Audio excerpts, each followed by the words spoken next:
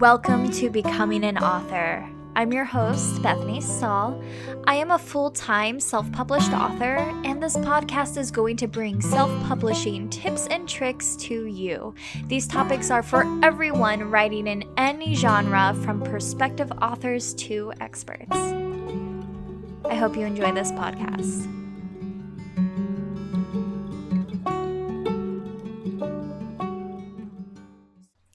So today we are going to be talking about getting a better rank on Amazon. So what even is a rank? Why does it matter? And why do we want it? So the first thing I'm going to talk about is, how do you even find your rank? You can see your rank on Author Central, which we will talk about in future podcasts. And you can also see your rank by visiting your Amazon product page of your book, clicking on the version you want to see, and scrolling down to those product details. That way you can see your Amazon bestsellers rank.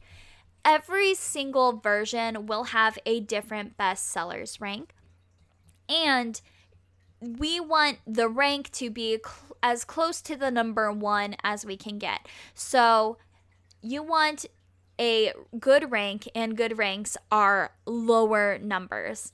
I know this is confusing. You want to rank high, which means you want your number low. So once you get past that concept, then you can really start understanding your rank and what your number really means. Ideally, if you can be above 20,000 and lower to number one, you are going to be in a really good place where you're selling lots of books.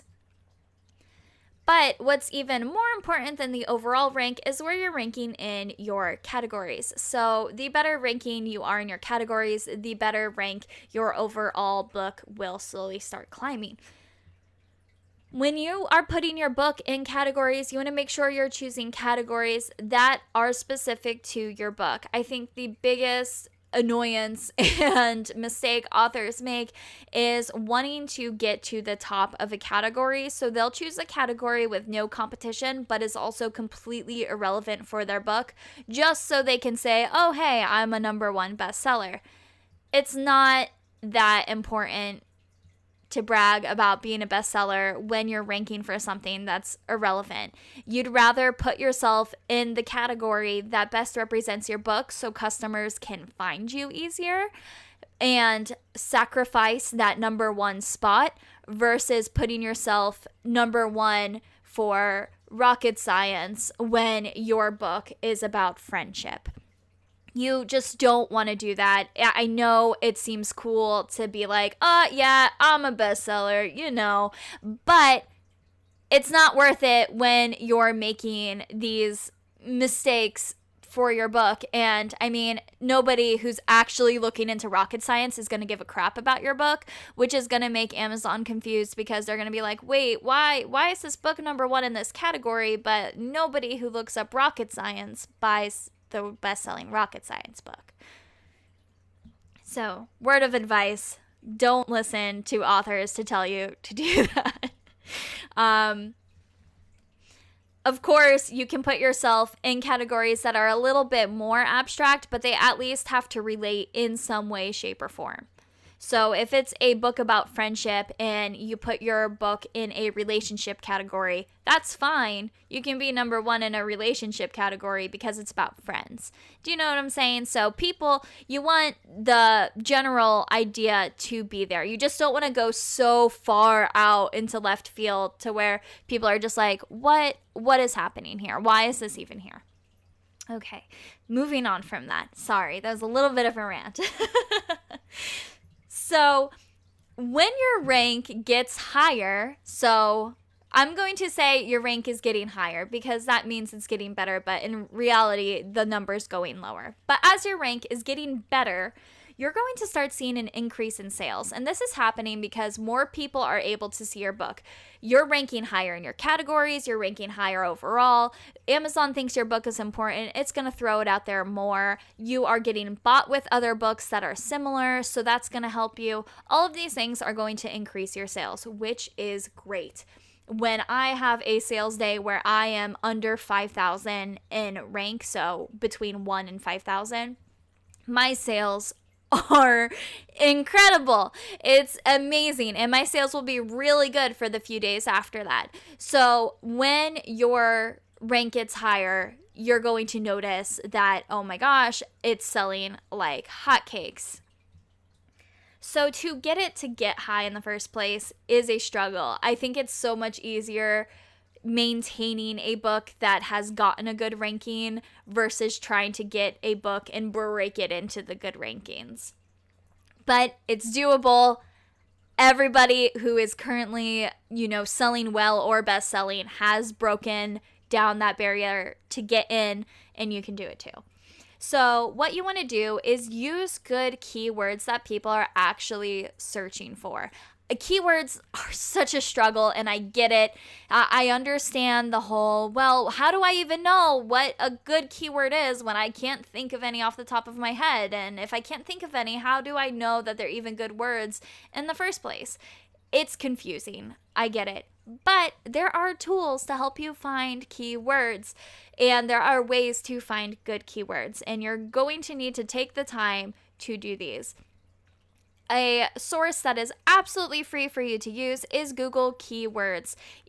All you have to do is have an account, and you can go to Google Keywords, put in a few words that you think describe your book, and then it comes up with a huge long list of how many people are searching the keywords, how competitive they are, etc. And you can use those keywords. They're some of my favorite ones to use, and they have been some of my most profitable keywords. You can also look at other books in your categories and see what are they using to advertise their books, what sort of keywords are they using. And you just do this by, searching their book, reading their description, do any words stand out to you. And also, if you use incognito Chrome tabs, you can search on Amazon, basically unfiltered to where they can't really see what you've searched before. So you're looking at it fresh and there's no suggestions. And that way you can type in words in their little in their search bar at the top, and a drop-down menu will come down, and you'll see a bunch of keywords that you can use that people are frequently searching. So the best keyword is going to be something that's profitable and non-competitive. So not a lot of people are using it and makes you a lot of money. And you'll find those over time of which ones are the best. So now that you've found some keywords that describe your book and you want to use, you're going to want to make sure you're using them in your book. So when you set up your title on KDP, in your bookshelf on that first page, there are those 7 boxes where you can put keywords. The keywords you find that you think are going to be good about describing your book, you're going to want to put those there. You're also going to want to make sure when you're writing your book, you use a keyword in your title. I think a common mistake is people writing books with these ambiguous titles that don't really tell you what the book is about. So if it's about a dog who is getting a bath, and it's just a bath time for puppy, a good title would be Bath Time for Puppy, something along those lines, because that explains what's happening in the book instead of just the name of the dog. So Bingo, and then the story's about him getting a bath. Instead, Bath Time for Bingo or Bath Time for Puppy, and it's just strategic titles are going to be better. When you are writing your description, you're also going to want to include the keywords in your description. And again, I'm not talking about a sort of Instagram or Facebook post where at the end you're just like, book, kid-lit book, book for kids book about friendship, kids books about school, kids books about, you don't want to just have a random clump of keywords in your description. You're going to want to work them in strategically. That way, they're being picked up by Amazon, but people who are buying your book aren't like, oh God, what happened? What the heck? happened when they wrote this book description. It looks sketchy. It looks weird.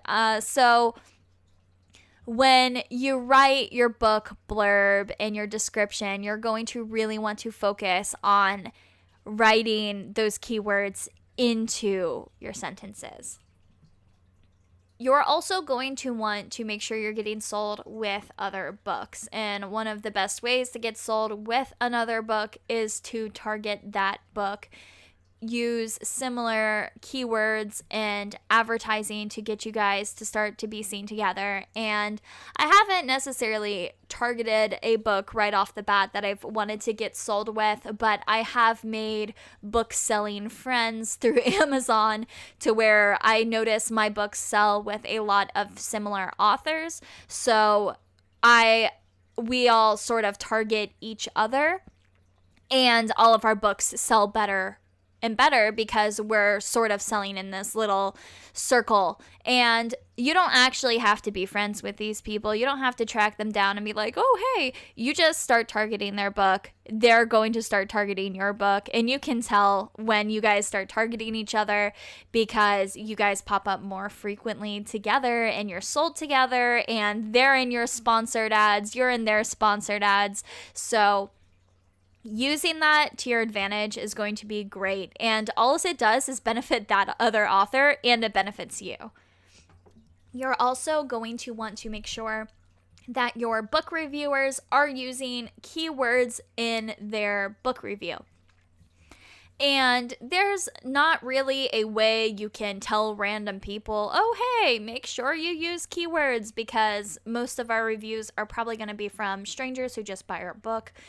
But reviewers like to talk about the book. So if you did use a title that has keywords in it, if you use a description that has keywords in it, I notice a lot of times people will leave a review and they'll reiterate my description. People will write a blog and reiterate my description. People will say the book title in the review because they want to talk about it. And all of these people are using keywords. So it's a great way to sort of coach them to use the right keywords when they're describing your book. You also want to make sure that you have a really good sales to click ratio. And what this means is when people click on your book, you want them to buy it. You don't want a ton of people clicking on your book and then buying other products, because that's just going to make your book look like it wasn't good enough for them. Amazon sees this and uses this information and goes, oh, okay, well, when people search books about giving dogs baths, they choose this one over here instead of this one they keep clicking on. If a lot of people are clicking on your book and they are not buying it, then you need to make sure that you look inside so you can keep drawing people in. And you want to make sure your book description is written well. If you're not sure how to write a book description, there are people who offer that service to write the book description. Or what I love doing is going to best-selling books and seeing what they used for their description and using a similar model to that. And again, this is going to be using good keywords, making sure you're telling what your story is actually about, and drawing people in to want to buy the book and learn more. So another really good way is if somebody wants to buy your book, instead of just sending them the link to your book, have them search on Amazon for your book and then buy it. So obviously this can't happen all the time with random strangers, but if grandma or mom and dad or cousin Sally wants to buy your book, instead of going, here's my link, go buy it, just tell them, oh, you know what? Search for my book by Googling or using on Amazon, searching on Amazon. Children's books about bathing dogs. Scroll until you see my book, click on my book, and then buy it. That is going to rank your book higher. And there's nothing wrong with that. You're being lazy and they're giving you really good Amazon information. And that's kind of a good way to sort of help spark this instigation of getting your book up there. So hopefully these few tips have helped you get a good rank, and the best way to maintain a rank is just by having steady sales. So you don't want to have your book launch, put all of your energy into promoting your book, forget about it, and then move on to your next book. You want to have a steady plan where you are steadily promoting your book so it maintains. And that's the biggest thing. You don't want to have a burst, you want to maintain. Even if you only do 1 to 3 sales a day and that's it, your rank is going to shoot up if you sell 1 to 3 books a day consistently.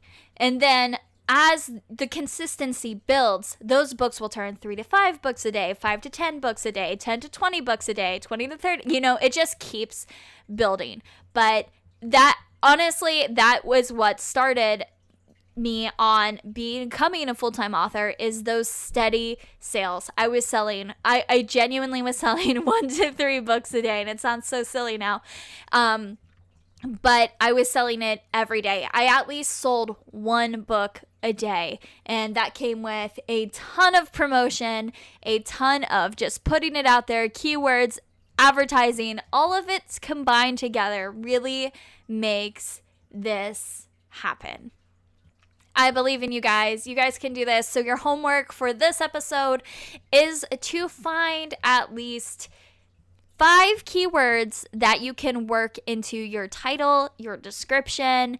Make sure you update your book in those keywords on your KDP bookshelf, and start wiggling your way into better categories that are about your book. Even if you are in the top 100, that's still the first 2 pages of your category, which is not bad. People will click through a few pages to look. So you at least want to try and get within the top 100 books of your categories to really start you off on this journey and kick you off.